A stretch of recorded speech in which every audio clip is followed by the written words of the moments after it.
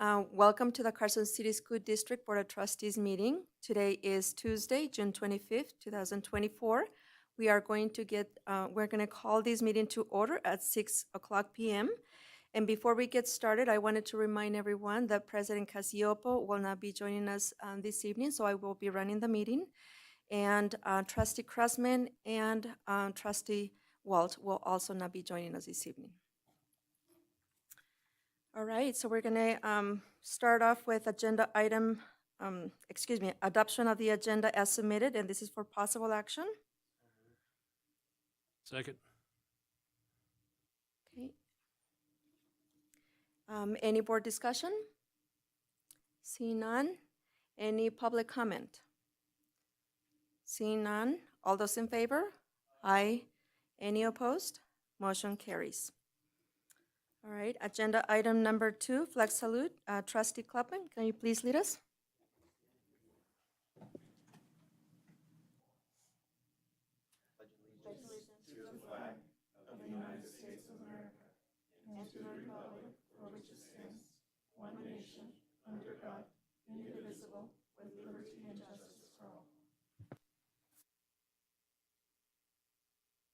Thank you.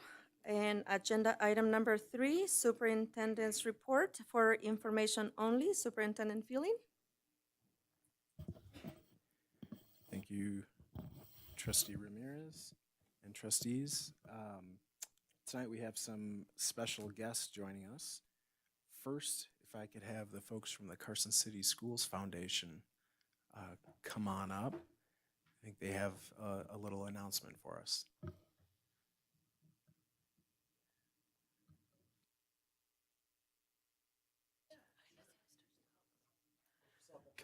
Could I just make a note that we've never seen Mr. Stokes so dressed down in all the years we've known him.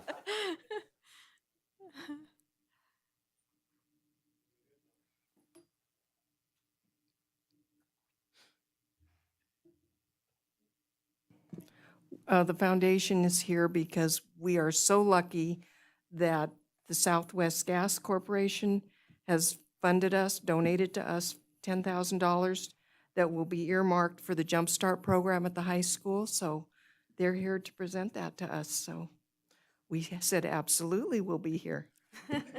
Thank you.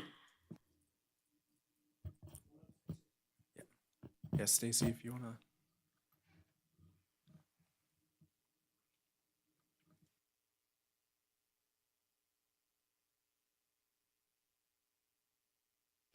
Good evening, members of the board and our distinguished superintendent. My name is Stacy Woodbury. I'm the manager of public affairs for Southwest Gas here in Carson City. And with me tonight is Matt Helmers, who is our director of district operations for Northern Nevada. And we're so happy to be here to present this check in front of you to the Carson City Schools Foundation. The Jump Start program is near and dear to my heart. My children are juniors this coming fall at Carson High and are part of the Jump Start program and excited to finish their last 2 years up and go on into the world. And it's such an amazing opportunity. I know that initially there was funding provided by the legislature, and that funding had been cut a couple of sessions ago. So we just wanted to be here tonight and to present $10,000 to help the high school and the school district continue to support the children and the teens that are looking to make a difference in their life and want to take advantage of the opportunity to be able to get their associate's degree within high school. It's amazing, and it so fits with our values as a company and valuing education and community.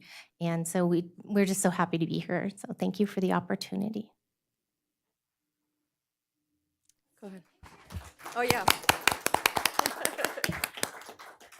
If I could real quick, I want to thank you personally and Southwest Gas for this year's support to the foundation. They do a lot of good work over the years, and I know they'll continue to do it, and this is going to help a lot. And we genuinely appreciate the donation to the foundation. Thank you very much. And if I could add just one more thing, besides our thanks, I do want to say tonight we have our new president, John Hager. Oh, We have a board member, Richard Stokes, and we have the incoming vice principal, Cheryl Macy from the high school, to help accept this award. oh boy, okay, okay.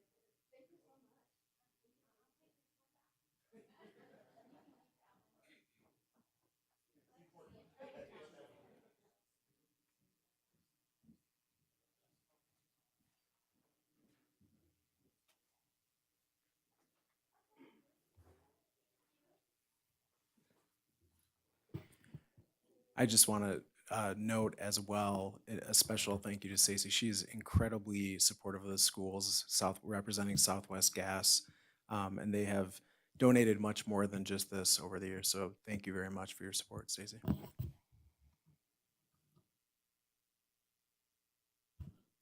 Okay, continuing on, we have a very special recognition for one of our finest. If I could have Adrian Wiggins come on up. Adrian was recently chosen as one of 2 finalists in the state. And I apologize, I have to look down to read. It's a long acronym and words to go with. Finalists for the Presidential Award for Excellence in Mathematics and Science Teaching, the PAEMST recognition. Adrian, I believe 2 years ago, was our Teacher of the Year for the school district, and continues just doing amazing things over at Empire Elementary School, and really being a leader over there in her role. So, Adrian, would you like to talk a little bit about the award? Okay, I'm super nervous, but it's just a huge honor. It is a big thing, and so I appreciate it. But really, I'm thankful to just my time here as a teacher. I've worked with some amazing educators and learned from a lot of amazing educators here in Carson City, and been fortunate to work with a lot of supportive administrators here in the district. I've been under several. And they all have been supportive. Sometimes I have crazy ideas, and I'm thankful that I've had that support. And just a shout out to the foundation, because they're here as well, because part of this presidential award has to do with your content knowledge, but it's also about instructional strategies. And one of my big passions for instructional strategies is hands-on learning and providing that for students. And I've been able to do some of that with some of the foundation's funds that they have awarded me, so I'm thankful for that. And yeah, it's just a huge honor, so thank you. I'm sure I'll leave here and go, oh, I should have said. But thank you, and I'm proud to be part of the Carson City School District. I've said this before, but I really feel like this is a family. And seeing Mr. Stokes brought tears to my eyes, because I've always said when you work for a district that the superintendent knows your name, that's special. And now that we have Mr. Fueling, it's no different. So thank you for that. I appreciate it. Adrian, I want to, we were at that sustainability conference a couple months ago, and I know it's stressful talking to adults more so than kids, but one of the things that really resonates is not only that you allow kids to take ownership of their learning, but you let them drive it. And so, when you were talking about the interests of the students in building sustainability at Empire Elementary School, and you let them make plans and really take the lead, and you truly acted like a facilitator, which is really hard with elementary school. But you do it, and you do it naturally. And so you have a lot to be proud of. We're very fortunate to have you as a teacher in this district. Thank you. One of my biggest things is having students see opportunities. I think for me, myself, that was important to know that there were opportunities out there for me. And I want the students to see that. And so I think part of that is actually putting them in action and letting them see that their voice does make a difference. And when they're passionate about something, they can drive that and they can make changes. So thank you. Yeah, I'd just like to say congratulations. And I look at you and others, and I think this is just another example of the outstanding staff we have here at the Carson City School District. Sometimes the district gets a bad rap, but we have outstanding people, and we're truly proud of each and every one of you. And thank you for all the work you guys do. And congratulations again. Thank you. And I would like to close and just give a shout out to the teachers at Empire, because I know all of our teachers work hard here, and we have amazing teachers in the district, but our teachers have worked really hard and they've been super dedicated. And I don't know if the school board is aware of this, but we had 22 teachers at Empire this year receive their national certification in STEM teaching, which is incredible. And it's like the highest percentage of any school in the nation, which also then, with the work that we did, qualified as a national STEM teaching campus. So this is beyond just me. It's our whole school and our district. So thank you. So I just want to say, continue with those crazy ideas. And congratulations. Outstanding. Thank you.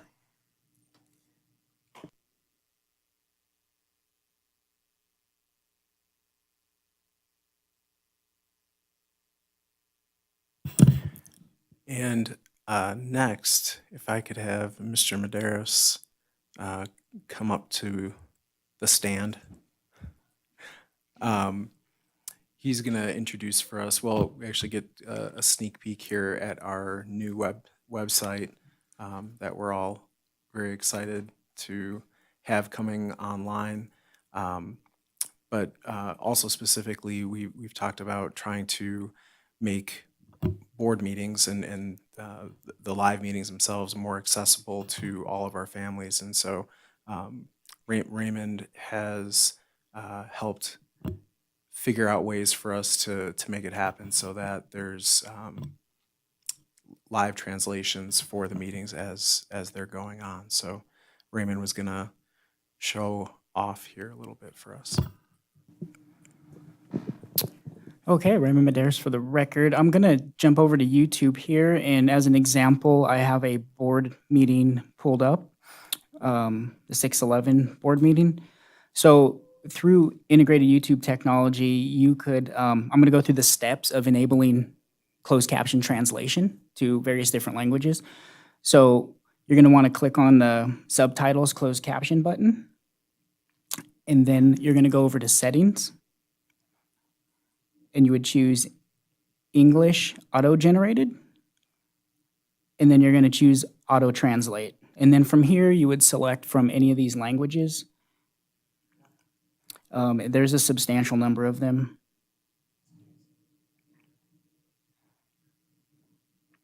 So I'm going to choose Spanish. And then when you start playing the video, you're going to see the closed captions at the bottom of the video translated for you in Spanish. Earn full credits to begin high school next year, and they have 41 students. So that's kind of cool for our families who speak other languages. They're able to participate in the board meetings and kind of see what's going on there. So I wanted to show you guys that, and in addition, to kind of help further support our families who speak other languages, under our new website, if we go to our district and then school board, I'm going to scroll down to board meeting resources. So under view live and recorded board meetings, there's links to the channels, YouTube channel specifically, and then there's this bullet item here that says YouTube subtitles can be used to support language translation. Learn more. So clicking on that will take you to a tutorial page. So from here, you can look through a English tutorial or a Spanish tutorial. So I'm going to go through the Spanish one. Unfortunately, I don't fully understand what it's saying, but just for demonstration El purposes. primer paso es abrir el canal de YouTube de la Junta Escolar y hacer clic en una reunión de la Junta de su elección. This is an interactive tutorial, so you actually have to click and go through the motions. Haga clic en el botón subtítulos / subtítulos. Haga clic en configuración. Haga clic en inglés, generado automáticamente. So it's going through the same steps that I just showed you guys, except it's kind of walking them through in a tutorial fashion. Haga clic en traducir automáticamente. Seleccione el idioma de su preferencia. Después de seleccionar su idioma preferido, YouTube debería comenzar a traducir los subtítulos de su video. So there you go. Clicking on Spanish would enable those closed caption translations for whatever, well, in this case, Spanish, but you can choose another language, of course. So I just wanted to share that with you guys to kind of give you an example of some of the things we're trying to do to remove some of those language barriers. All right, and that's all I got, Mr. Fielding. All right, thank you. Trustees, any questions at all? Or? I just want to say thank you so much for doing this, because this is going to help us engage our parents in the community to have them be more engaged in their children's education and just be more informed. I realize that the language barrier is the biggest barrier that we have, but this is going to really help out with that communication. So thank you for that work. Thank you, Trustee Ramirez. When does this go online? Or is it already up? The new website? Yeah. This is scheduled to go online July 1st, so it's coming up here shortly. Awesome. Thank you.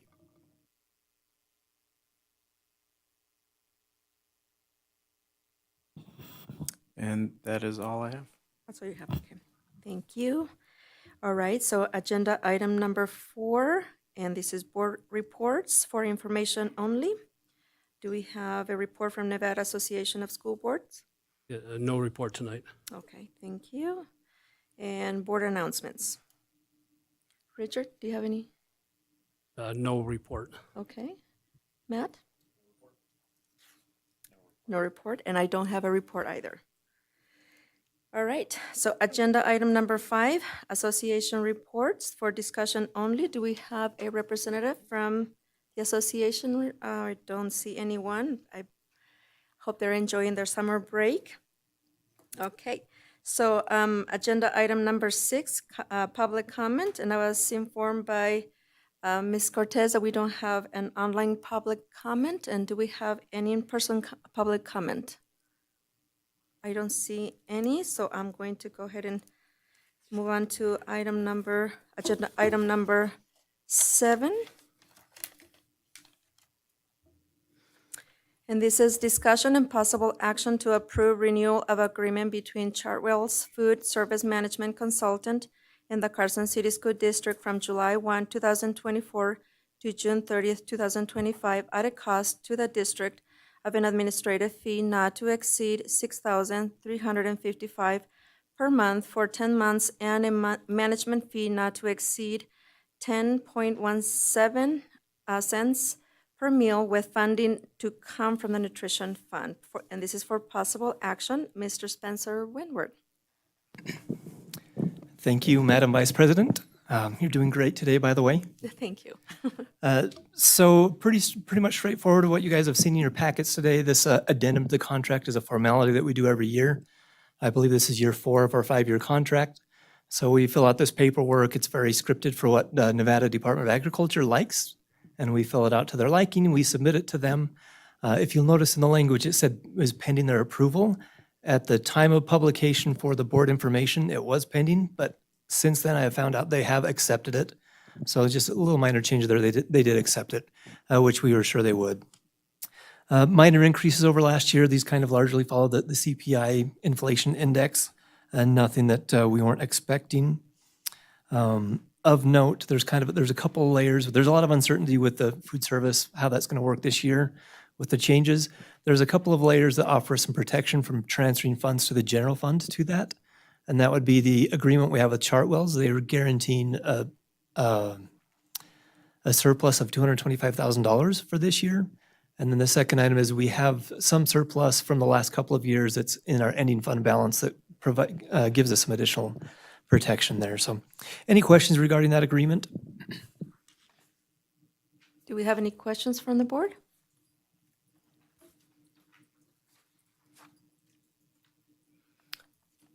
I see no questions, so this is an action item.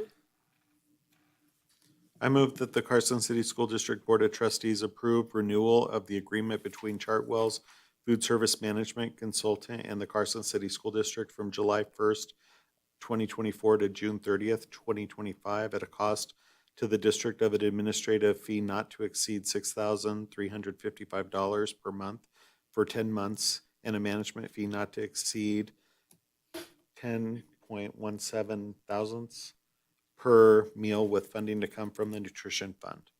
Okay, motion by trustee Walker, Second it. second by trustee Varner. Any board discussion? Seeing none, any public comment? Seeing none, all those in favor?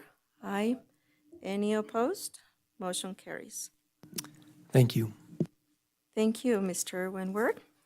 Okay, so agenda item number 8, discussion on the selection of new instructional materials for the 2024-2025 school year for the Carson City School District as budgeted to include medical assisting - administrative and clinical competencies. And this is for discussion only. Ms. Tasha Fusen and Candy Robles. Good evening, Madam President, members of the board, Mr. Fueling. I'm here this evening representing Lauren Semino, the CTE Curriculum and Assessment Coordinator, and Josh Billings, the CTE Vice Principal. We worked on this together.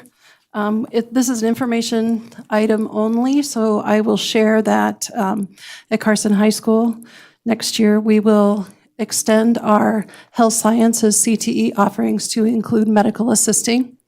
Medical assisting will be a third 2-year program of study with an opportunity for students to take advanced studies for 2 additional years and earn certified medical assisting certification so that they can go right to work with our partners at Carson Tahoe Hospital and Carson Medical Group. One of the components of that adoption, or that beginning of that program of study, is the textbook. So in your board packet, we've identified the textbook as Medical Assisting, Administrative and Clinical Competencies. It's a Cengage textbook, and this textbook was approved by Elko County School District in 2020. It went to Nevada Department of Education, Office of CTE, was approved by them, and then went to the State Board of Education and was approved by them. So in CTE, once one district approves the textbook, everyone else can use it. It's kind of a nice perk of CTE. So the different district facilitators work together in the summer conference to kind of dole out those tremendous opportunities of adoption. And so this will be our textbook that we will start using next year. We have 91 students already enrolled in the program. And we have 2 doctors from Carson Medical Group who are on our advisory technical skills committee, Dr. Cara Fox and Dr. Jeffrey Saunders. They offered feedback on the textbook, and they are thrilled, to have the opportunity to hire qualified medical assistants. So are there any questions? Any questions from the board? Yeah, you answered one of my questions, is if we had vetted this, and apparently we did not vet it ourselves, but we relied upon Elko County, who did it in 2020, is that correct? Is Yes. the textbook still up to date and everything? Tasha Fuson for the record. One of the challenges with current technical education materials is there are very few resources out in publication for those programs. So there is actually only one option currently that is approved. Typically, if there's more than one option in our district, we would pull together a team that consists of like administrator, teacher, parents, librarians, et cetera, and we would go through the processes and we would select one. But being that there's literally one, we didn't really have much selection options. So instead, again, we vetted it through internally, through the process of as Candy has described, looking at our teacher, our individual teacher, and some of our community partners. So that is currently where we're at with if we want to be able to offer this program for our students, then we have no option but to utilize this approved material. Okay, thank you. I'm just curious, one of the raters rated it as inadequate with the electronic formats, and then another person rated it as 2, and they noted that the read text-to-speech or whatever it was worked wonderfully. I'm just wondering, when you balance those out, I mean, is it just because we're so heavily technologically influenced in this district? I'm just curious about that. It's Candy Robles again. So the great thing about Cengage is that Cengage comes with an electronic packet called MindTap. And so every textbook that we've adopted in Cengage has the technology ability to read aloud.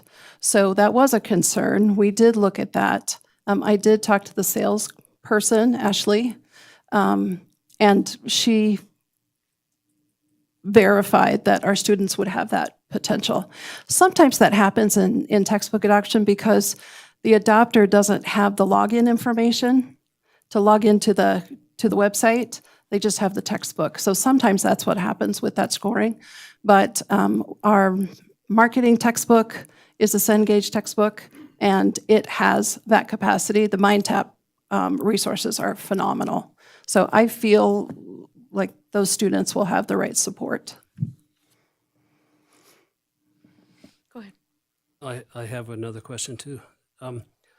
They rated it as inadequate on the tasks are aligned to the Nevada academic content standards and literacy standards. That was on page 2. Page 2. Yours is in a different order than mine. What I will say to that is, can you tell me who the rater was? Well, I'm looking at the very first, let's see. It's it would criteria be- number 14. Is that right, Richard? Yes. On Criteria the number 14. instructional material evaluation rubric form, it'd be number 14, it'd be on the back page of that.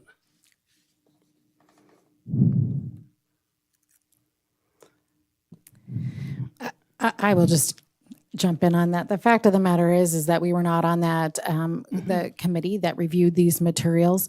And again, at this point in time, we have to only utilize materials that have been approved at the state level, and this is the only material. So I realize that there might be maybe some weaknesses and things that we'll have to look at, potentially providing some supplemental resource materials for students in the program, but it's either not have the program or have the program without materials or utilize the materials that the state has approved, and this is it. This is the one and only. As long as the state approved, I guess. Then just one other. Well, like, and I'll offer, and it is a pretty robust discussion every time we're approving curriculum, so the standards are examined and it is vetted by the state and the state board pretty thoroughly, and that's across the board. So, it could have been one of the raters, they didn't have the information, just like we talked about before, but if it was inadequate, it wouldn't have gone through the board. Heard that, but I wanted to ask the question. And then I guess the last question I have, and thank you for putting up with me, but the cost of it and how long the contract is for, and if it covers all the material or if there's workbooks and stuff that we have to buy on an ongoing basis. So the one thing that's good about current technical education is we get funds from the state. We can apply for STEMs. We actually get federal funding as well. Currently with this material, I do have it budgeted in Ed Services budget. We approximate that'll be about $30,000, but until we bring it to the board, we don't actually go through and do the ordering process. There are workbooks textbooks that are available for students, and we'll be actually negotiating at this point in time how long that contract will be. I personally am very hesitant about entering into anything more than 3 to 4 years. What I have found is we did a significant amount, as you guys probably remember, a few of you, of textbook adoptions starting about 8 or 9 years ago. Most of them are 7-year contracts. Our vendors, I will tell you, change their materials much faster than that. So again, to me right now, we'll be looking at probably a 4-year contract, especially since this is a 4-year-old material.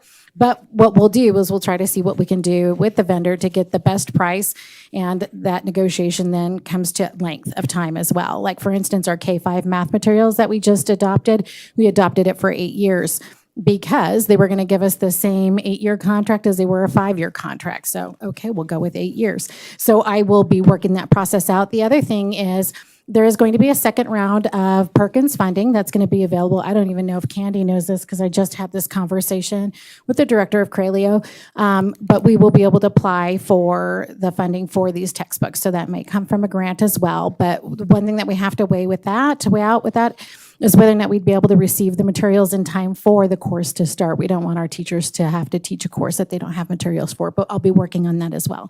But in the meantime, the highest that we believe it will come in is, I've budgeted $40,000. We think it's going to be $30,000, and hopefully we'll have grants to pay for it.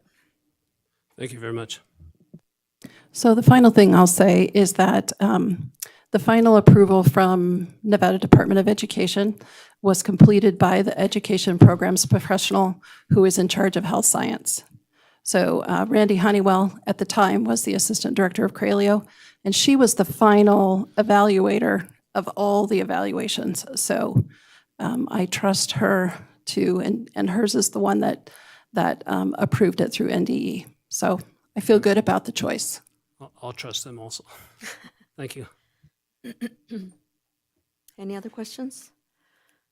I just want to say good job on recruiting already 91 students, you said? That's awesome. How many more students do you, are you able to take?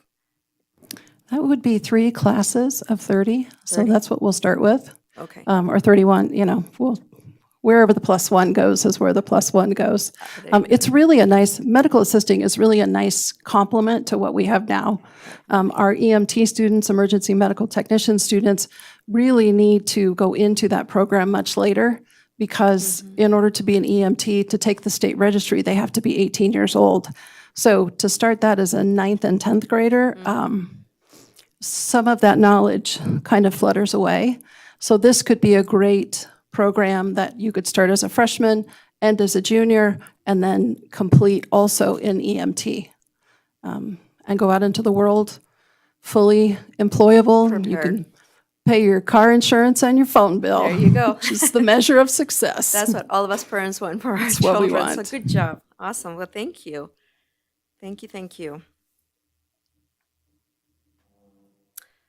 All right, moving on to agenda item number 9, discussion and possible action to approve proposal to eliminate CCSD Policy 315, evaluation of post-probationary teachers due to approved changes made to Policy 314, evaluation of certified staff on March 26, 2024. And this is the second reading for possible action. Mr. Dan Sadler.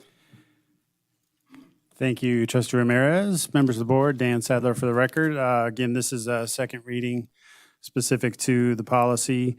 And again, the recommendation is due to the changes that we made previously that this policy be eliminated.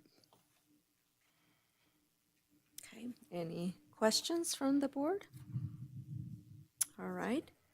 So this is a motion. Yep, go ahead. Go ahead. I move that the Carson City School District Board of Trustees approve June 25th, 2024 as the eliminated date for CCSD Policy 315, evaluation of post-probationary teachers. Okay, motion by Trustee Clapham, I'll second it. second by Trustee Varner. Any board discussion? Seeing none. Any public comment? Seeing none. All those in favor? Aye. Any opposed? Motion carries. Thank you. Agenda item number 10, discussion and possible action to approve proposed changes to CCSD Policy 313, evaluation of administrative personnel, and this is the second reading for possible action also. Mr. Dan Sadler. Thank you again, Trustee Ramirez. Dan Sadler for the record. So similar to how we had made changes to Policy 314 to update the evaluation system to reflect current Nevada revised statutes and the Nevada Educators Performance Framework for teachers and certified staff. Policy 313, this is a second reading to update Policy 313 and get it in line with the statute and the NEPF for administrative staff. Any questions from the board? If not, this is also an action item. I move that the Carson City School District Board of Trustees approve June 25th, 2024 as a revised date for CCSD Policy 313, evaluation of administrative personnel.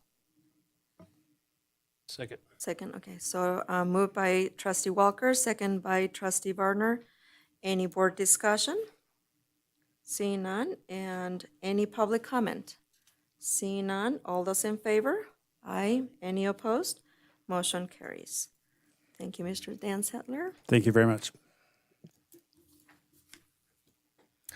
Okay, agenda item number 11, discussion and possible action to approve with conditions or deny a transfer agreement and attended quit claim deed by and between the Board of Regents of the Nevada System of Higher Education on behalf of Western Nevada College and the Carson City School District, under which the Carson City School District would acquire certain real property in Carson City, Nevada, commonly known as 1103 North Solomon Road, bearing assessor parcel number 010-041-63, previously identified as 1111 North Solomon Road, Carson City, Nevada, bearing assessor's parcel number 010-041-64, the High-Tech Center.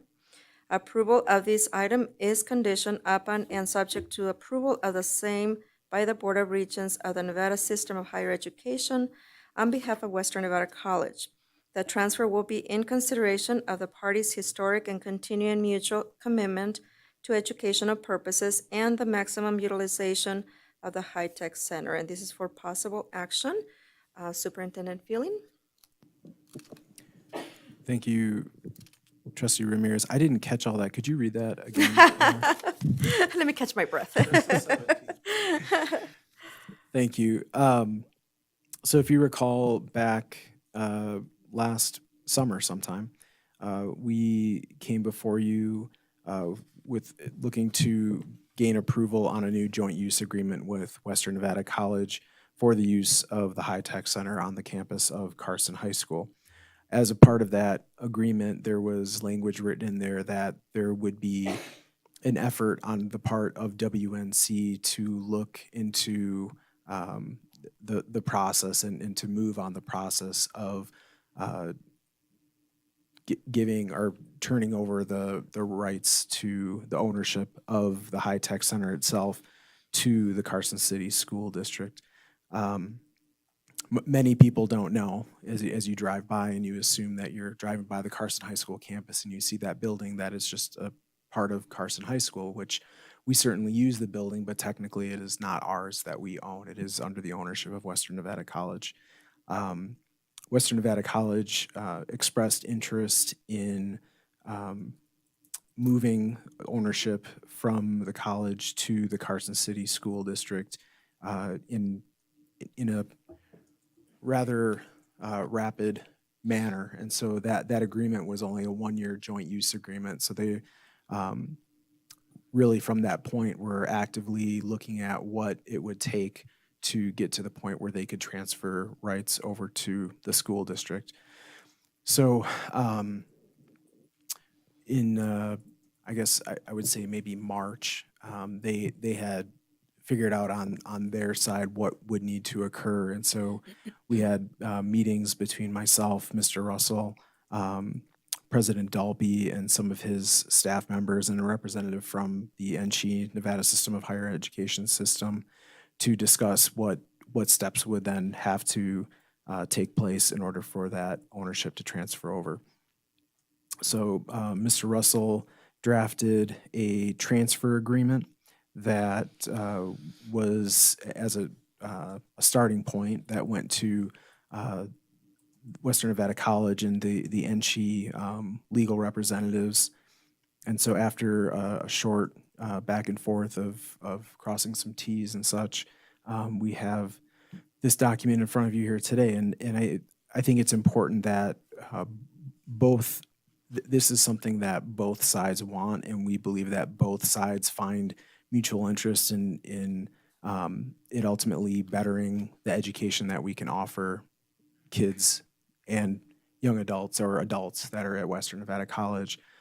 It's a better setup for both of us if we would take ownership of that property. So there's a long history with all of this, and the original joint use agreement between the school district and Western Nevada Community College at the time was signed off in 2000 to start that next school year. And so it has been a fantastic partnership. The reality is that while we at Carson High School were using that facility quite a bit during the day, initially Western Nevada College was using it quite a bit at night. They had many classes, so that place was hopping many hours of the day. And over time, that night usage has just tapered off. And I think the nature of what college education has become, much of it moving to online programming, much of it, in our case here with Western Nevada College, a lot of jumpstart enrollments where you don't necessarily need that nighttime presence. So we've gotten to a point where Western Nevada College just hasn't seen the need to have that physical presence during the nighttime hours. And so for them to continue paying in on some of the costs that come with maintaining a building of that size, it certainly makes sense for them to decide to move on from that. But we continue having a strong partnership with them. Again, this is something that is, we believe, mutually beneficial. And so for the sum of $100, we would pay to Western Nevada College or to the NSHE system to make the transaction happen. We also have made clear to Western Nevada College that, you know, if there ever is a desire to use that facility at night, if they really did need space and wanted to have classes there, we certainly are welcome to talking about that. We really appreciate the relationship that we have with them and want to support them in their cause as well. So if this is approved tonight, the transfer agreement would be brought to the NSHE Board of Regents at I think their next meeting is September for their approval, and then upon their approval, it would we'd execute the change. So with that, I'm happy to take any questions. AJ, do we currently have an MOU with WNC? We do in terms of the current use of the building and as far as how costs are shared with them. So we would not need to create a new one. That's already in place. No. Okay. No. Okay. Any questions from the rest of the board? Okay, if not, this is an action item. Yeah, I'll make a motion. I move that the Carson City School District Board of Trustees approve a transfer agreement and attendant quitclaim deed substantially as presented by and between the Board of Regents of the Nevada System of Higher Education on behalf of Western Nevada College and the Carson City School District, under which the Carson City School District will acquire certain real property in Carson City, Nevada, commonly known as 1103 North Solomon Road, bearing assessor's parcel number 010-041-63, previously identified as 1111 North Solomon Road, Carson City, Nevada, bearing assessor's parcel number 2024-041-64, the High Tech Center, as presented and in a form acceptable to the district superintendent and district legal counsel, conditioned upon and subject to approval of the same by the Board of Regents of the Nevada System of Higher Education on behalf of Western Nevada College. Okay, motion by trustee Clapham and second by trustee Walker. Any board discussion? Seeing none. Any public comment? Seeing none. All those in favor? Aye. Any opposed? Motion carries. Thank you, Superintendent. Now, moving on to agenda item number 12, discussion on newly proposed CCSD Policy 280, Generative Artificial Intelligence. And this is the first reading for discussion only. Mr. Raymond Maderos and Superintendent Feeling. Thank you again, Trustee Ramirez. I know many of you thought technology was just a fad and it was going to go away. And that clearly seems not to be the case as we move forward. In November of, I should say what kind of precipitated this is in November of 2022, a company by the name of OpenAI released to the public something called ChatGPT. And so this was kind of the first widely, publicly free, available generative artificial intelligence platform that anybody could log on, anyone could set up an account, and anyone could use. And while AI has been around for a long time, the way that it was brought to the public in that format really has been, you look at these points in time that are like these inflection points of real importance and real change comes from, and that moment to me is really one of those points that will be looked at in history. Since then, it seems like there's about 10 new AI website platforms coming out every single day. It is absolutely incredible how fast this has grown, and if you have played with any of this, it is absolutely incredible what it can do, which both brings a sense of awe and a sense of fear of what the future potentially holds. So this is something that we know we all internally had interest in, and we're learning more about it. We know some of our staff were, we know some of our kids were. And in early in the second semester, myself, Mr. Maderos, and Cheryl Macy, who I think, oh no, she's still here. You want to come up here? Take credit?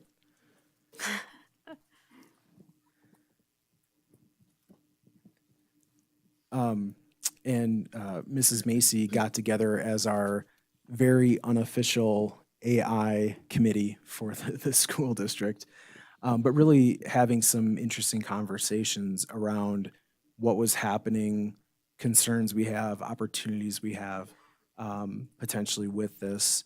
And that led to many more conversations over time. So in all those conversations and having meetings not only with talking with the Nevada Department of Education, but having meetings with our own families, with students, with staff, and trying to gather as much information as we could, I think finally felt like while I would not be so bold as to say I totally understand what's happening with this, I think we have a pretty good sense at this point of what our stance should be moving forward, what is okay, what is not okay, and kind of what we believe. So between Mr. Maderos and Mrs. Macy and help from some others, this kind of was our first attempt at trying to put together a policy around artificial intelligence. So I would defer to Mr. Maderos and Mrs. Macy if you guys would like to provide any comment on any of this? I would just like to say that this policy is really just principles and beliefs, high level. So our intent is to support the teachers in decision-making in the classroom, give them that autonomy and flexibility to do what they need to do in the classroom without hindering that, but also putting some guardrails on for like legal purposes, for example, in security and data privacy, because as many of you may know, what you put into those AI prompts is training for it. So it will ingest that and it could regurgitate that depending on somebody else's prompt down the road. So that it's kind of using that as training, right? So making sure that we don't put personally identifiable information into the AI platforms, vetting out the AI platforms that we use to make sure that they're not sharing student information and that type of thing, as well as they align with our goal as a district, and they don't compromise student safety and things like that sort, or things of that sort. I will mention too that, as Mr. Fueling stated, AI has been around for a while. It's been around since 1950s. It's been around for quite a while. Development on it kind of stalled out because the advancement of technology kind of hit a stalling, kind of stalled out as well as in hardware specifically. So NVIDIA came along more recently and advanced their chipset technology, which enabled AI to come to the general population. And so in addition to that, with the cloud services, that the Google data centers, for example, those types of things, that really enabled us, the general population, I should say, to not have to own a supercomputer to be able to accomplish this. And so there's if you look at it from like a SWOT perspective, there's a lot of strengths, there's some weaknesses, there's some opportunities, there's threats, obviously. And so looking through all of that, we all kind of put our heads together, as well as taking feedback from the community, parents, teachers, administrators, and just kind of looked at it and came up with these basic principles and beliefs that will guide us in additional guidance that we intend on developing for our teachers and our employees. I just want to reiterate, this is Cheryl Macy for the record, what Mr. Madero said, that this is kind of a high-level view of AI and what it looks like in our district. But as we were doing research to think about what are the issues, what came to my realization is how vastly complex this topic is, ranging from everything from equity, access to privacy, to academic integrity, to copyright law. There's a lot involved in this, and AI can be a very powerful tool that can help us all do our jobs better and help students learn better. And it can, if not used responsibly, can take us backwards. So I think it's really important that we think about this, and this is just the first step in this process. And I would say very much that if I were a betting man, I would expect in the next year we will potentially be coming back to you looking to revise this. We are learning as fast as we can, and I think part of this process is now that I think at a high level have tried to put the beliefs and guardrails in place, that we have to start allowing our staff and students as appropriate to use this tool and see what we can do, what they can do. And we will certainly be watching that and taking more feedback here over the next year about how that process is going. I know the state, the Department of Education is going to be releasing their own like policy guidelines, belief statements around the use of AI. Several other states have already done this. But I think the really exciting thing is that we don't exactly know what this is going to look like just yet, and nobody really does.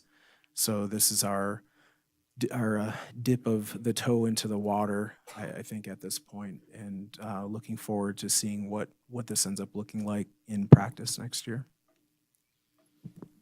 Great, thank you. Are there any questions from the board? I do. At the last PLC meeting that we had, I appreciate you bringing this subject to the attention of the community. We had a lot of good discussions. And one of the discussions was, how do you police the use of this by the students? And I guess that's one of the things we have to really think about is when are they going to be able to use it? How is it going to be policed? I know, if you're plagiarizing something, there's programs you can run to see if there's plagiarism going on. Is there anything in the future that may detect the use of AI when it's not appropriate on assignments? Currently, the kind of cheat detection software it's not super accurate. So, there are some issues using that as the sole indicator of cheating, for example.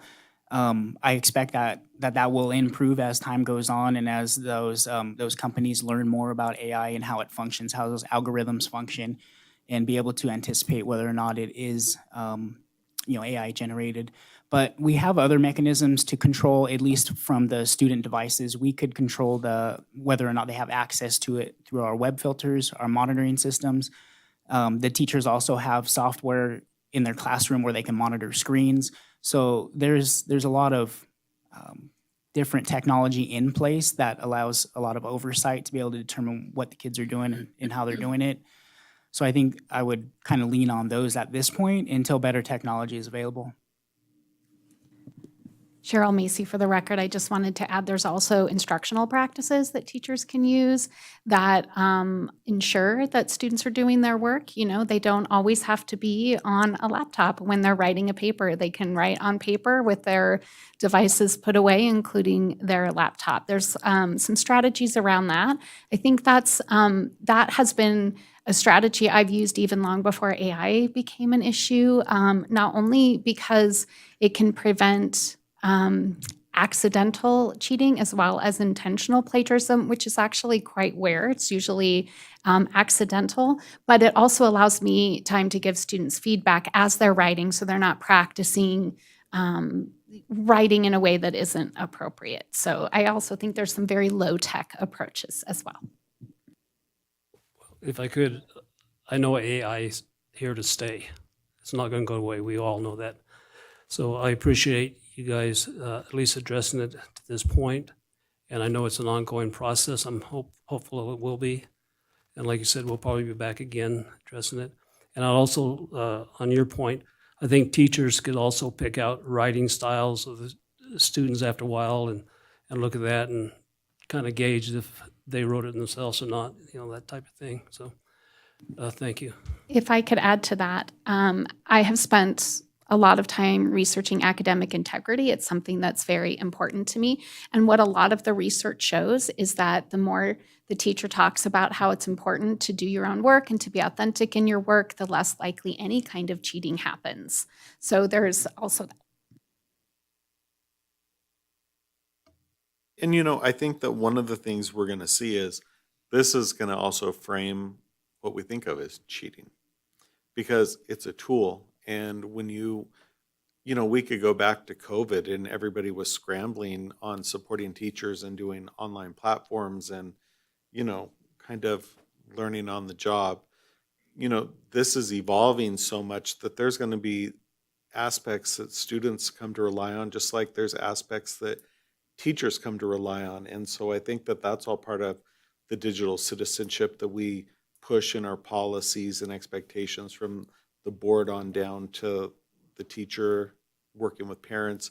But I think that ultimately the world is going to look different and it's not going back. And so what we think of as cheating could very well be a whole different picture in the next 5 years or so. I would just like to add that is a great point. And with the introduction of AI, it obviously is going to force us to go back and look at our policies and regulations and make adjustments to those as appropriate in taking into consideration what AI can do. I'm curious, do any of the other school districts locally doing that already? Are they already working on these policies, or to your knowledge? So in my conversations with the technology director in Washoe County School District, they are working on it. However, they've not come up with a policy yet. They're still rough drafting, I believe. I don't know of any other in the state, and it's really hard doing all the research that we did on this. It's hard to find a district policy. There are very few state policies at this point as well. So there's not a lot out there to work with. I would just like to add that's another great example of how Carson just tends to lead the way on so many things. You're right, another one. Excellent. Okay, any other questions? No? Well, thank you so much for that presentation. All righty. So agenda item number 13, discussion on proposed changes to CCSD Policy 550, Management of Concussions and Head Injuries. And this is a first reading for discussion only. Ms. Sheila Story and Superintendent Feeling.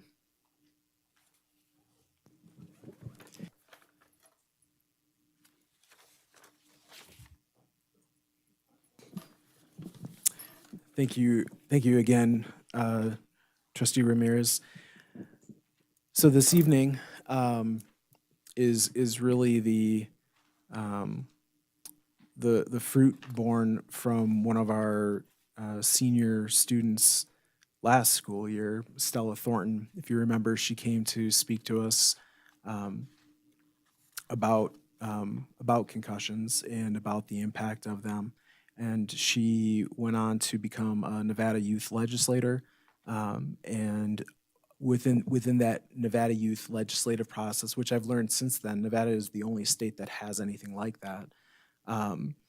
They vote, each one gets to bring a potential bill, and then that group votes on a final bill that will be brought forth, and it actually goes to the Nevada legislature. And so Senate Bill 80 was Stella Thornton's bill.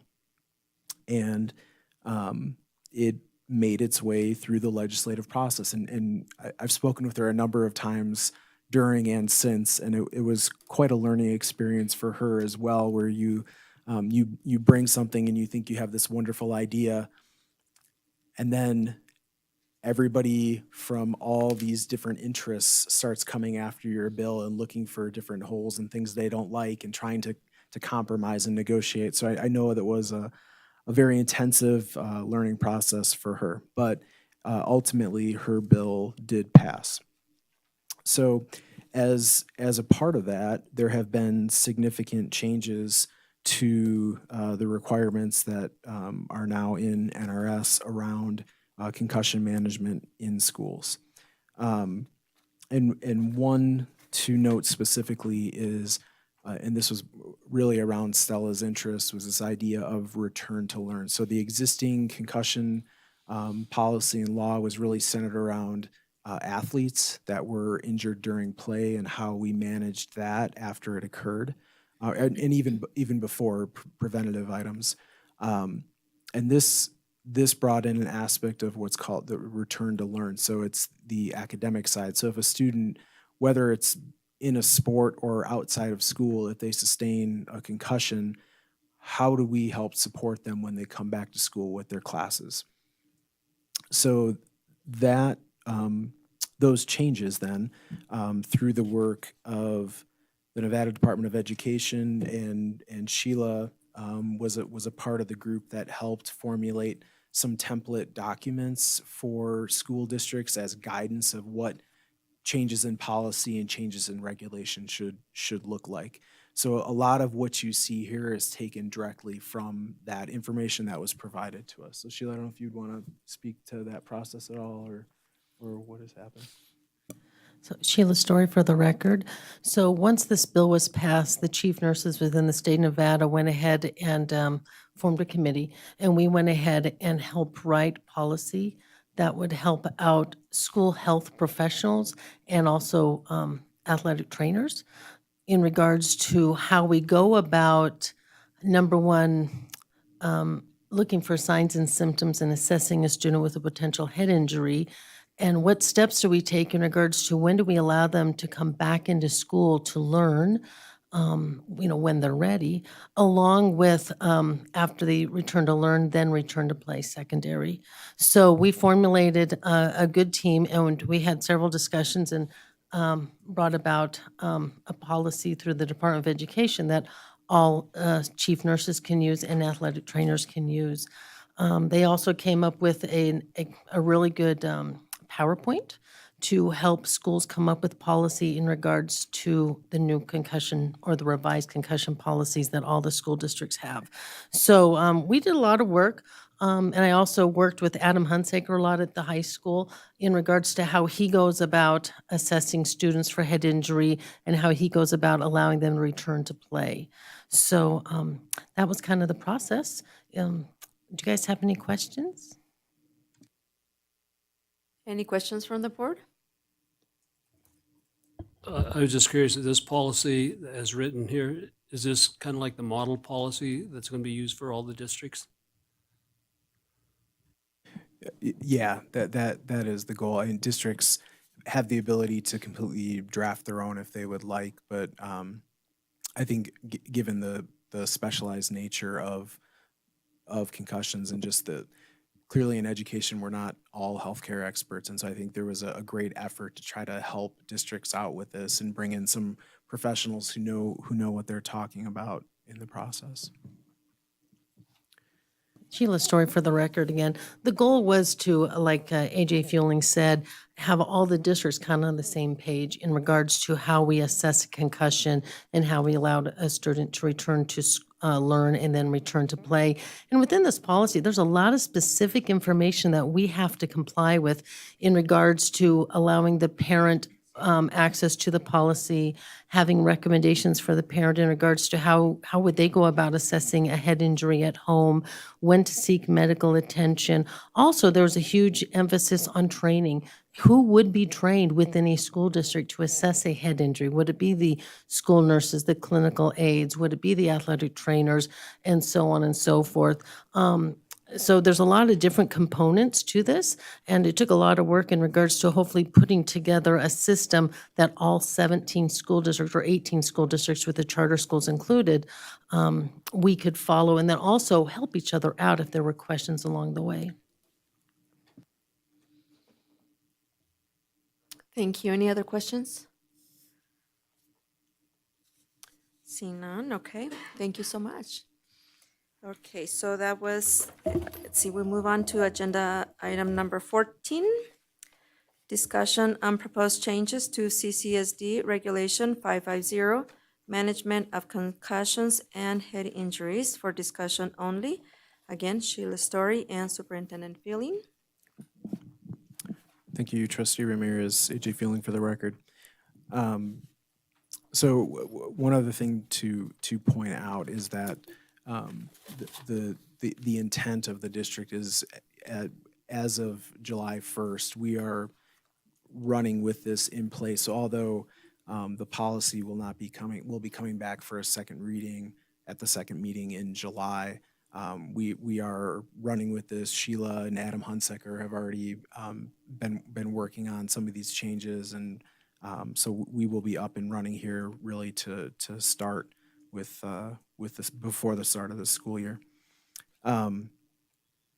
So the regulation, again, this language is taken effectively verbatim from the draft language provided to us as far as managing head injuries, traumatic brain injuries, concussions in the schools.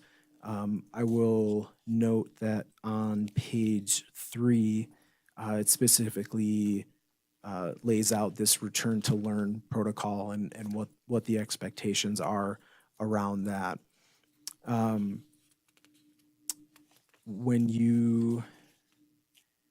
There is, oh gosh, I guess it's the 7th page, it's not numbered, but on page 7, there was a graphic that was created as well by this group from the state, just to help visually give an idea of what is happening when a student sustains a head injury.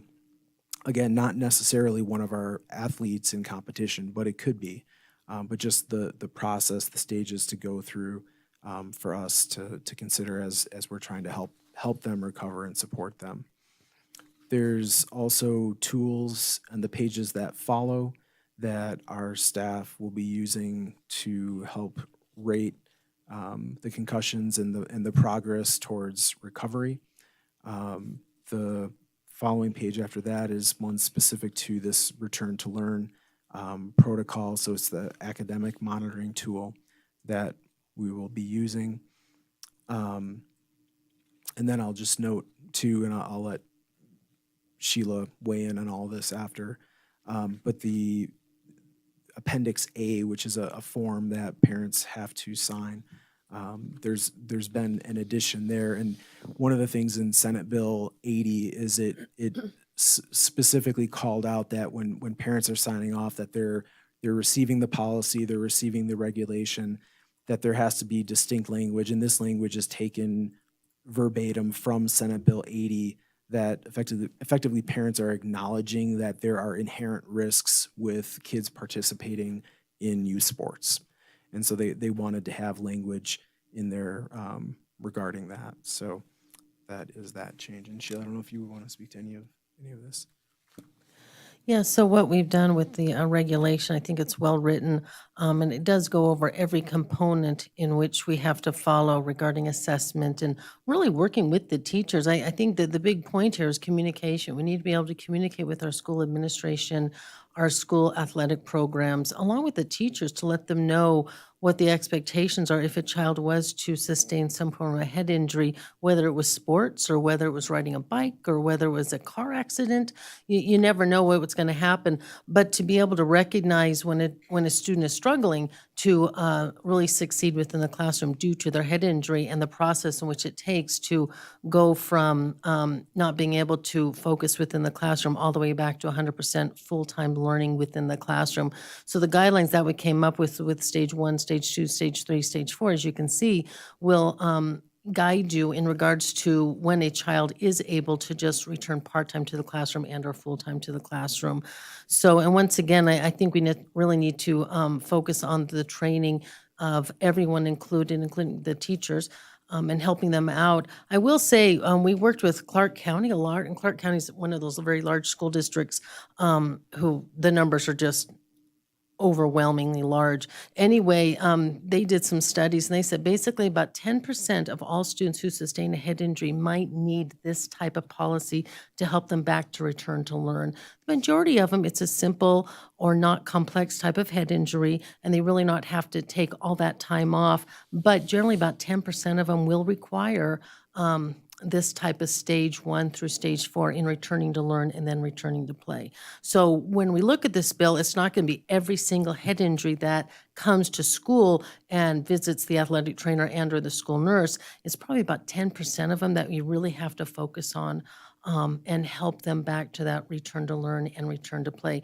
Not taking away from the other head injuries, of course, and always completing a full assessment, but yet only about 10% are really going to have to utilize this material. Thank you. Questions? Anyone? Go ahead.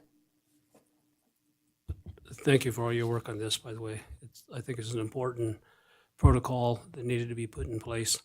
And Ms. Thornton, she was a wonderful person, and she pushed very hard for this. And I happened to be at the legislature when she was presenting, and she just does a great job. But anyway, I just got a question on 3, and this is a real minor point. On page 3, under the pathway, number 1, for all students who sustain the injury during an NIAA sanctioned activity. Should we just spell that out so people know what that is if they're just reading the policy? Nevada Association of or Interscholastic Association. We can certainly because I didn't see it spelled out anywhere Yeah, else. We can take a second look here through for any acronyms like that. It looks like that is the first mention Yeah, of that's it. So that's the yeah, only thing I saw. So we can it's a do that. minor point. Yep. And then at the end, I just had a question on the last paragraph on the same page. it is discouraged to have the student complete the questionnaire independently since they will be experiencing the effects of a head injury. Do we know they will be, or should that say might be? Because they may not still be experiencing it. So I don't think they should fill out themselves, but maybe Sure, we could change it to it's not may. will be, maybe might be. Just may, sure. And believe it or not, that's all I have. Okay. Anybody else? Okay. Well, thank you very much for this presentation.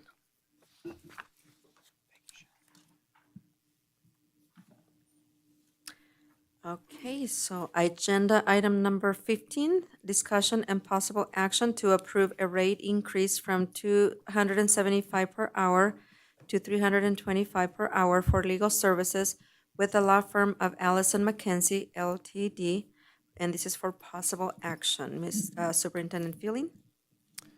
Thank you, Trustee Ramirez. The law firm of Allison McKenzie has been serving the Carson City School District for a very long time. I believe 1783 was the first year, Mr. Russell, something around there, and has done so in fine fashion. Back about 6 years ago was the last time that Allison McKenzie had requested a rate increase for their services to the school district. And that was something that the trustees agreed to.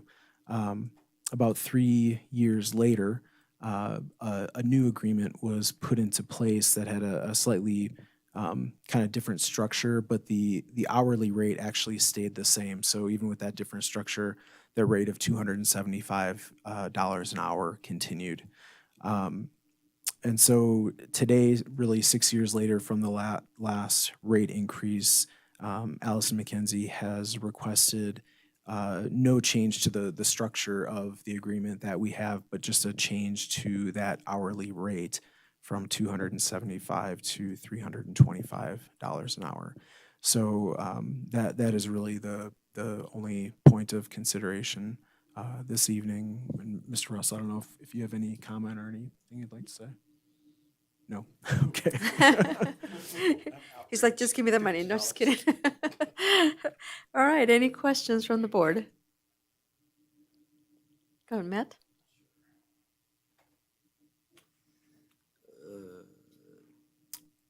I move that the Carson City School District Board of Trustees approve a rate increase from $275 per hour to $325 per hour for legal services with the law firm of Allison McKenzie LTD.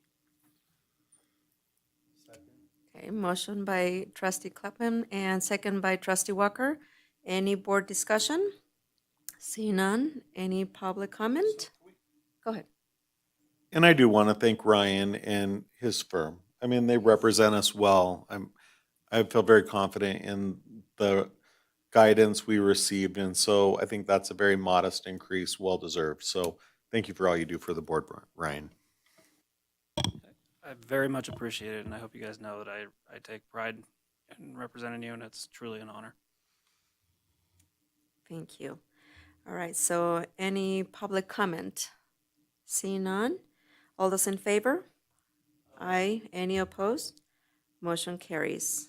And I agree. Thank you so much. Thank you for keeping us out of trouble.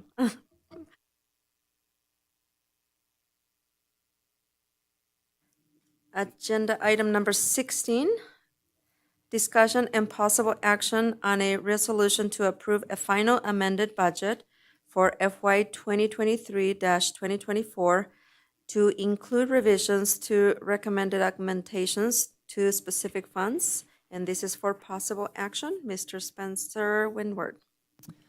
Thank you, Madam Vice President, members of the board. Spencer Winward for the record. Simple little formality here we have. This is kind of our last opportunity to make an adjustment to our budget for the current fiscal year, FY 23-24. And we have the opportunity, if we have some unbudgeted resources, if things change through the year, we can go ahead and budget for those, which is what we've opted to do. Had we not done this, when our audit rolls around, we would recognize all this income. It would go to our ending fund balance. What we've done is we've just recognizing some interest income that we've seen through the year. We typically don't show a large amount at the beginning of the year because that would be a little bit reckless. We stay pretty conservative when we estimate that amount of interest. And now at this point where we know, roughly what 11/12 of that will be, we felt it would be in our best interest to budget, show that additional income and then budget for it. So we're showing $990,000 of interest income that's come throughout the year. And what we've done is gone ahead and just increased the budget authority to transfer to our special education fund by that same amount. And then the amount that we're showing as a transfer to the special education fund, we have increased salaries and benefits just to give us a little bit more of a buffer there should we go over the amount that we had previously budgeted. And that is essentially all of that document that's doing. It's in front of you guys for your approval, and then we'll provide a copy to taxation should it be approved. Welcome any questions you may have. Any questions from the board? No questions, so then this is an action item. I'll make a motion. Go ahead. I move that the Carson City School District Board of Trustees adopt the final amended budget for fiscal year 2023, 2024 to include revisions to recommended augmentations to specific funds by approving the resolution and instructing the Director of Fiscal Services to file the documents as necessary to comply with NRS Chapter 354. Okay, motion by trustee Gardner, second by trustee Walker. Any board discussion?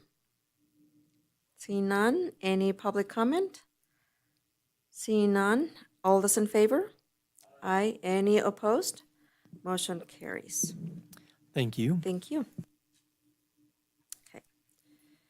So agenda item number 17, this is discussion and possible action to approve the Carson City School District Board of Trustees nomination to the Nevada Association of School Board, NASB, of individuals to be considered for recognition during NASB's 2024 annual conference.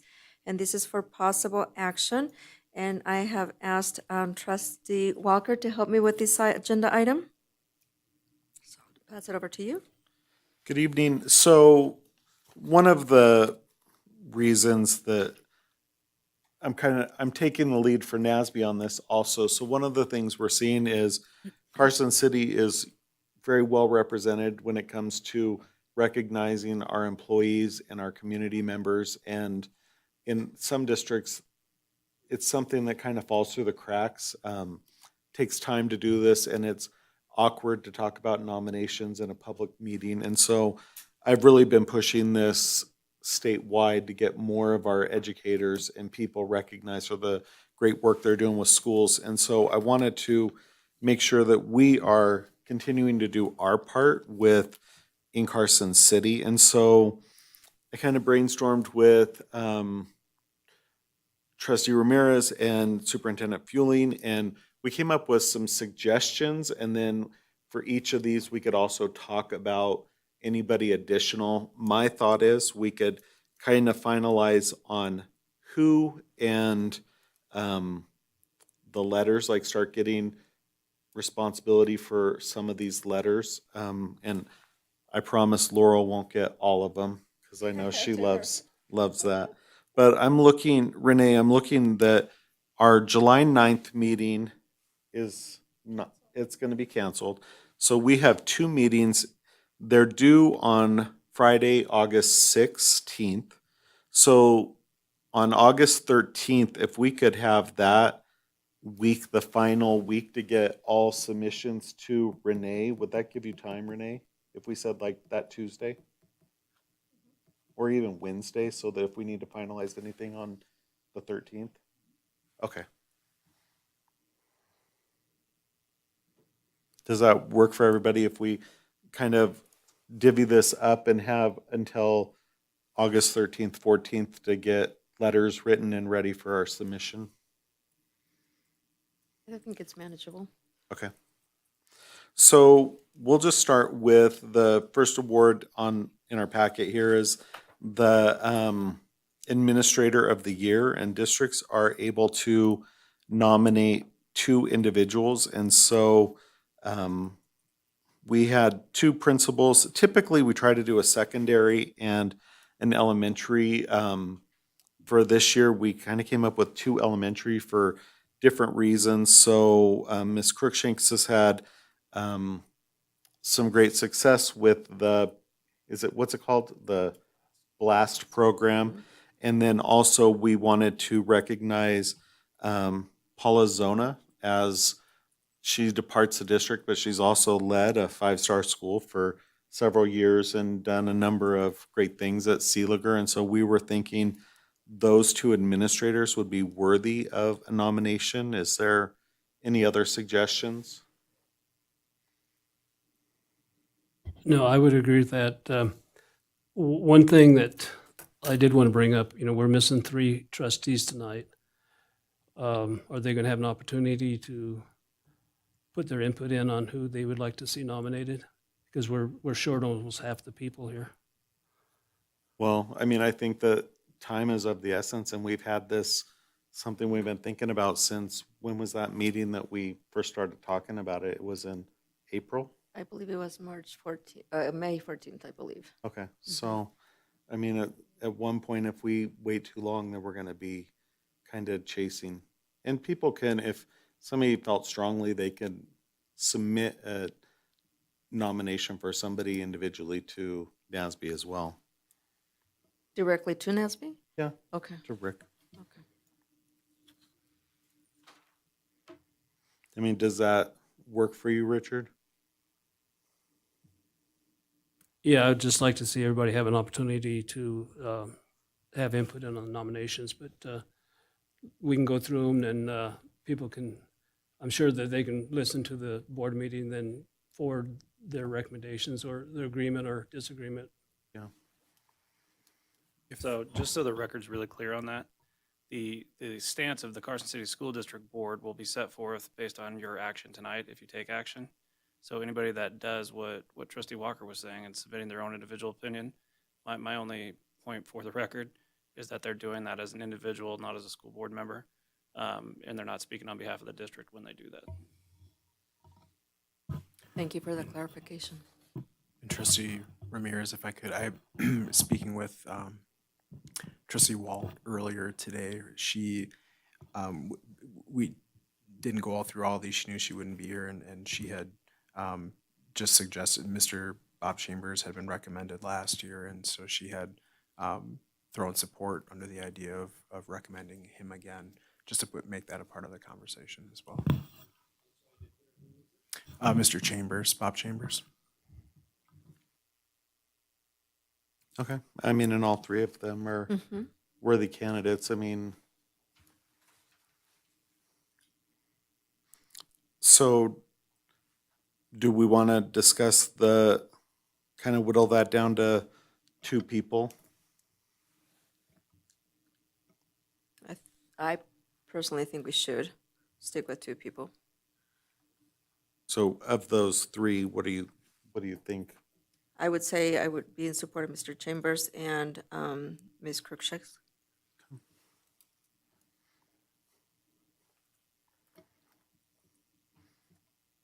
Matt, do you have a preference?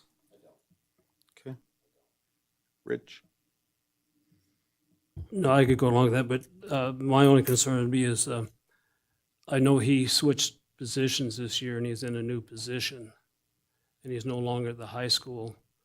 So we'd be nominate him for just this I mean, did he even do the whole year out there? Yeah. Okay. And I don't know what kind of job he did. I assume, knowing Mr. Chambers, that he did a good job, so. Yeah, and I would, like I said, I would push Mrs. Zona. She's retiring. She's done a lot of, she's been a long time administrator in the district, and she led a successful school, so I think. I think I'd support her also.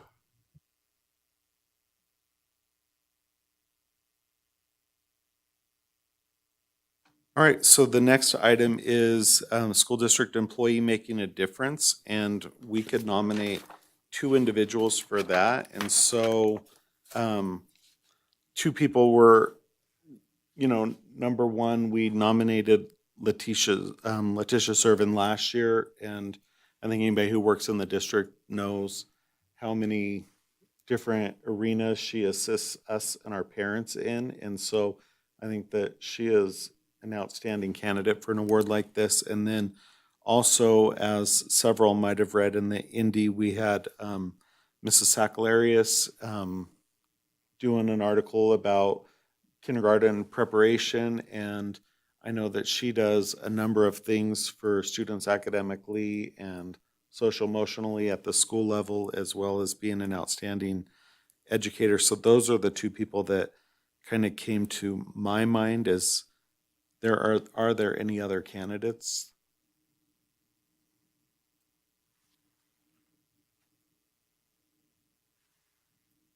Okay, so Go ahead. Walker. The other one I think in our conversations we had mentioned as well was Gina Hines. no, that's a different award. Different. Yeah. Oh, I'm sorry. But we could certainly entertain her in this category as well if you think that's appropriate, Mr. Feeling. The, excuse me, school district employee making difference, is that non-classified, classified or certified? It's, so if you want, it could be anyone. So it's the invaluable service provided to Nevada's children by employees who work behind the scenes to impact student learning and achievement. And so certainly what Letitia does at the high school and in all of our schools is certainly kind of behind the scenes, as well as Ms. Sakalarius, who is a PE teacher but leads interventions and a number of initiatives at that school level. So I think both of them would fit in that category. Did you, Mr. Feeling, did you want to? Okay. All right, do you want me to move on to the next one? I'm in agreement with that. Okay. Look at everyone else's too. So district level administrator impacting student achievement. And so as many probably remember, Mrs. Tasha made me promise she wouldn't be on the docket for this award again. And luckily she was a recipient last year. So congratulations to her. Yes. One individual that comes to mind is Raymond Medeiros. And so we saw two examples of the great work he's doing to impact not only student achievement, but parent and family engagement in the district and technological advancement. And so I think that he has a number of achievements that would make him well-deserving of an award like this. Any other suggestions? The only other suggestion I have, and I think we thought about nominating him last year, is Mr. Dan Sadler for the work he's done with the human resources. It has definitely impacted the students because he has pretty well fully staffed the district. And so I think he's worthy of consideration. And we certainly, this is an award, we can nominate two district level representatives. And so if that's appropriate, if that's something that everybody's in agreement with, I have no objection to that. I agree with those two. I think they're very strong candidates. Okay. Anybody else? Mr. Fueling, anybody else come to mind as, okay. So then we move on to NASB Director of the Year. And so obviously our fearless director this year is Trustee Varner. And so last year he had the special recognition from the Executive Director of NASB. And so I'm thinking it's very fitting to nominate him for Director of the Year. I think that's a good idea. Right. New School Board Member of the Year. And I'm thinking that Trustee Clapham is, taking his job. He's quiet, but serious about the job, and behind the scenes, he's doing his homework. And in his day job, I know that he does a lot of great work on behalf of students in our community. And so I think he would be well well suited for this award. Is there anybody else we should consider? I don't have anybody else I think is a good candidate. And that's for the new school board, right? Yes.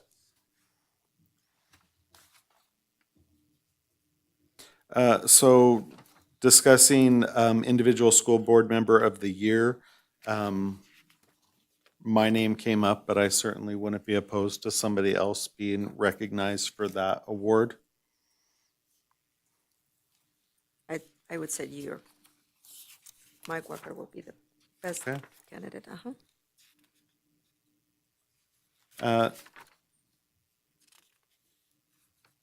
I did skip over one, I apologize. Veteran School Board Member of the Year, and so this is somebody who's been on this board more than one term, and so thinking of Lupe and the work she does in the community as well as leadership on the board, I think that she would be a fantastic candidate. Any other thoughts on that? Okay. No, I agree. Thank you. So that brings us down to individual friend of K-12 public education. And so, gosh, we're so fortunate in this district because we have so many community partners that do so many great things for our students and our schools. And one contribution that I think we all talked about that's really fantastic is all that the Sheriff's Department does for our economically disadvantaged students and also supporting our schools in a number of different ways. And so we thought it'd be appropriate to nominate the Carson City Sheriff's Department as a friend of education. Are there any other organizations or individuals to consider? One thing we may want to consider is Mayor Bagwell. You know, she's done a lot with her initiative on combating absenteeism. She's worked with numerous partners throughout the district and town, brought in prizes for children who attend school, I guess, you know, so it may be something we want to consider. Yeah, I'm not opposed to that, or I don't disagree. And I think that we've all been thankful of those contributions. I think that when we just weighed the years of service that the Sheriff's Department puts into, you know, shopping with a hero and the, And they is also, this still called a Santa crawl or? I believe so, but they also help with the absenteeism movement. So I think that that's another major contribution that they are helping us with. Is that right, AJ? Yeah. Would you agree? And the SROs. Yeah. Mhm. So, go ahead. We can only choose one, is that Yes. what I understand? Okay. Yes. So our Innovative Educator of the Year, we thought of nobody more deserving at this point than Miss Wiggins, as we Yeah. saw this evening. She's pretty fantastic in her contributions to the district and the students. And then Mr. Fueling, we discussed media relations, and you were going to get some information for me. Do you have that? I just, I know through the online news site, the Nevada Independent, Rocio, I think the last name is Hernandez, I'm sorry, has started an education, like kind of active newsletter where she's covering stories from across the state. I mean, they've done a really nice job. She's done a really nice job of pulling in information from all of the rural districts across the state, which I just appreciate because I know a lot of those good stories from the smaller communities don't get out, and she's given us some nice coverage. There was the recent article about our, well, Ready to Rock Kinder, which actually wasn't written by her, but it certainly doesn't hurt that, you know, she's kind of helped bring some more recognition to Nevada's rural communities and school districts. So I think that would be reasonable. Just trying to. Yeah, we'll say Rocio Hernandez, or is Dan Wood? Rocio Hernandez? Yep, okay. Yeah. So I think that would be a good candidate, okay. Are there any other names for consideration? This also is one where we have one nomination. Mhm.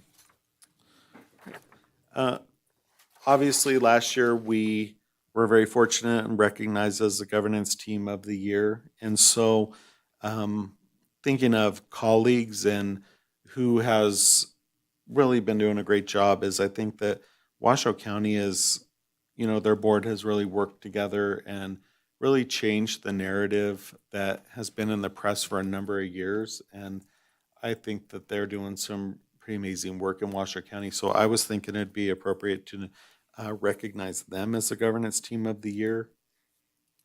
Are there any other suggestions? The only other one I had in mind would have been Churchill County. They've done a lot of good work too, but I could go with Washoe. I think I'm just, it's before Clark County was in the headlines all the time for everything that was wrong in their area, it was Washoe. And I think that they've really come together as a team, and they represent their community well, and they take education serious. And so, and I think Churchill, obviously, we work very closely with them as well. I think that, I don't think Washoe's been recognized in a number of years, so it might be nice. But I could go either way with that. I don't disagree with Washoe, but I do know they've had some problems. They're being sued. And, Washoe? Less. yeah. But now I think everybody knows who they're being sued by. So, I mean, but this is about the official business side of things. We don't have necessarily information about lawsuits that it's not something I'd want to necessarily vet in public, if that makes sense. For board secretary or other support staff, we know that Renee has been honored with this award recently, and she loves the spotlight anyway. So one person who's behind the scenes and does phenomenal work is Gina Hines. And so when it comes to enrollment, and I think that lady I could probably still go ask her about students at Seeliger, and she would be able to tell me phone numbers and addresses. So, but not only that, she does so many things for our schools. And so I think that it's recognition that has really gone a long time without her receiving. So are there any other board secretary or support staff members? And certainly Mr. Davis was blessed with this award last year, and so we want to keep the trend going. Okay. And when we come to superintendent of the year, Mr. Fueling was a co-recipient on his first year, which I think is pretty fantastic. There is the superintendent of White Pine is very involved at the state level in a number of initiatives, including presenting to the State Board of Education and doing a newsletter that really is advocating for students and sound policy in our schools. And so we thought he's somebody who would be worthy of a nomination. Any other suggestions? I apologize for not knowing his name, but the superintendent from Humboldt County, he is at every event that we do or meeting. He's like a wealth of knowledge. I don't know, he always has like super informative opinions. And I think I learn from him something new every meeting or training that we have. So he came to my mind. I just know, and I know I always see him. I don't know his name. Dave Jensen. Sure. He was, I believe he was the year before AJ. Didn't he recently? He was in the recently. But I mean, I think that he does, he's, I think, is he now the longest serving superintendent? Wow. So, I mean, he's been doing this a long time and he's been part of the, what is it, the school funding Commission commission. on School Funding. I mean, he's a great leader in the state also, so I don't think anybody would disagree with that either. He's finishing his 12th year at Yeah. Humboldt County. So I think either one of those would be great. And when was he nominated? I think he won the year before AJ. Okay. And I could check with Rick and get that, and Renee will send it out if you guys would like. But I know he was awarded, and then also Humboldt had Governance Team of the Year in recent years. So, but they're doing great things in Humboldt County as well. So that kind of brings us through the list. Are there any people who have come to mind that we want to consider, put on the list?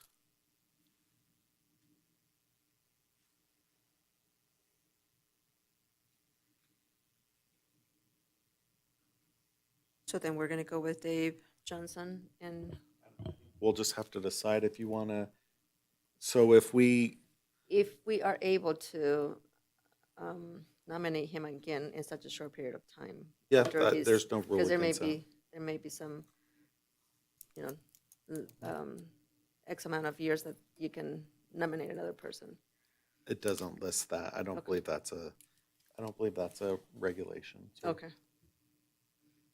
So I guess the two that we really have to decide, it sounds like, would be Administrator of the Year. We have 2 people for Zona, 2 people with a preference for Chambers, 1 person Crookshanks, and then I think Matt was fine with any selection. So I think we just need to figure out, how do we want to whittle this down? Because we have 2 nominations. I'm fine with Ms. Sona and Mr. Chambers. Okay. Yeah. Matt? I like all three. I'm definitely fine with Ms. Crookshanks. Kind of having a great blast program, and then, as you mentioned, Ms. Zona having a superb school each and every year. That's pretty consistent with it for sure. So your vote is to go with the 2 elementary? Okay. Not to say that Mr. Chambers hasn't. Yeah. I mean, and this is just preference. I mean, I think one of the great things is all of the individuals listed are recognized for outstanding contributions, and so we have to whittle it down, but that doesn't mean somebody does a better job than someone else. It's all subjective. So, okay, so trustees, go ahead. may I request just a 2-minute break Mhm. before you guys go any further in the list? Sure. Call a recess. Okay, we're going to go for a 2-minute recess.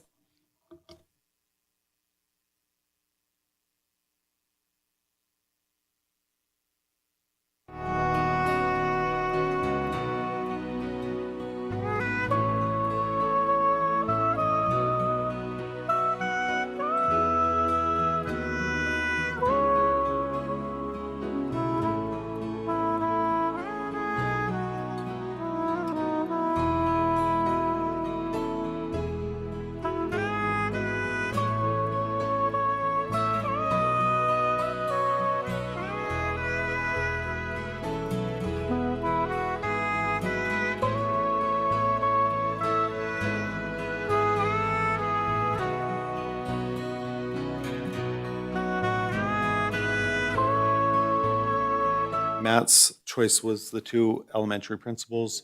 Mr. Varner, what's your preference? Mrs. Crookshanks and Mrs. Zona. And I would agree with that, Ms. Crookshanks and Mrs. Zona. So I think that we'll go with the 2 elementary. Is that okay with you? That's fine. That's perfectly fine. Okay. And then we had, we need to figure out the Superintendent of the Year, which preference we'd like. We have 2 candidates, Mr. Jensen and Mr. Young. So do you want to start, Rich? Mr. Young. I'm fine with that as well. Okay. Mr. Young is fine. Okay. I think Mr. Young will be a great choice. Okay, so could I ask, Ryan, should we just go down the list as we have written it, or what's your recommendation? I think this can be taken in one motion. I was taking notes. I'm happy to help you craft it if you'd like. But I think we can just go through the nominations because I think you achieved, conceptual agreement. So if you want me to, I'm happy to help you make a motion. I think that would be excellent. So the motion would be to nominate the following individuals in the following positions. In School Administrator of the Year, Ms. Crookshanks, Ms. Zona. In School District Employee, Making a Difference, Ms. Severin and Ms. Secularis. In District Level Administrator, Impacting Student Achievement, Mr. Medeiros, Mr. Sadler. In Director of the Year, Mr. Varner. In New Board Member of the Year, Mr. Clapham. Veteran Board Member of the Year, Mrs. Ramirez. Individual Board Member of the Year, Mike Walker. Local Governance Team, Washoe County. Friend of K-12, the Carson City Sheriff's Office. Outstanding Media, I believe it was a Hernandez. Innovative Teacher of the Year. Innovative Educator of the Year, I apologize, Ms. Wiggins. Board Secretary, Gina Hines. And Superintendent of the Year, White Pine, Mr. Young. So moved as read by Mr. Russell. Okay. All those in favor? Well, we need a second. Oh, I'm sorry. Go ahead. I'll second that. Okay, trustee Clapham seconded? Okay. Any board discussion? Seeing none, any public comment? Seeing none, all those in favor? Aye. Any opposed? Motion carries. Thank you, trustee Walker, for helping us with that one. And I'm sorry. thank you, Ryan. Thank Ms. President, do you want to, before closing the item, assign who's going to write letters? Oh, thank you. That's what I was just what I was gonna suggest is maybe we could have, since we're missing some people, and I know we're gonna need more than just the four of us, maybe Renee could send something out and we could sign up through Renee. My only suggestion, if you do that, individual board members, please reply only to Renee, not to each other. And Renee can let you know which letters you're going to write. Is that agreeable to you? Okay. Excellent. We have a plan? Good. Perfect. Okay, we'll continue on with agenda item number 19, informational items, and this is for... Sorry, Ms. President. Yes. Agenda item 18, I think. I'm sorry? Agenda item 18. 18, did I skip that? I'm so sorry. I want to get this done. Sorry. Thank you. Thank you for thank you for catching me. So agenda item number 18, approval of consent agenda for possible action. So moved. Okay, so moved by trustee Varner and second by trustee Walker. Any board discussion? Seeing none, and any public comment? Seeing none, all those in favor? Aye. Any opposed? Motion carries. Okay, now moving on to agenda item number 19, informational items, and this is for discussion only. No action will be taken. Any questions or comments on agenda item number 19? Seeing none. We'll move on to agenda item number 20, request for future agenda topics. Anyone? Seeing none? Okay, then we are adjourned. Thank you. You got your first meeting done.